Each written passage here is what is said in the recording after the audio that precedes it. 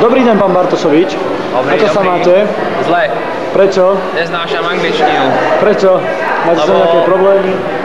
Sa mi nechce učiť maturitné témy. No tak to sa asi nechce k nikomu, no a spolužiaci ako? Spolužiaci ma neznášajú. Prečo? Lebo nejdem na Stužkovú. Prečo nejdeš na Stužkovú? No lebo sa mi nechce. Ďalej Stužková preboha, raz za život to musíš ísť. Raz za život nevadí. Peniaze sú prednejšie. Aké peniaze? No Prečo? to, čo som z toho dostal. Čo si dostal peniaze? Vrátili mi peniaze aj s úrokmi, tak mám ako v banke. Stužková to je dobrý job. No. Veď ale to nemôžeš predsa neísť na Stužkovú, ako to je možné? A čo by som nemohol, veď ani, čo ja viem, druhí spolužiaci nejdu, nebudem menovať. Kto druhý? No povedz, kto, chcem počuť. Maťo Onoskovič. Prečo nejde? Lebo sa mu nechce.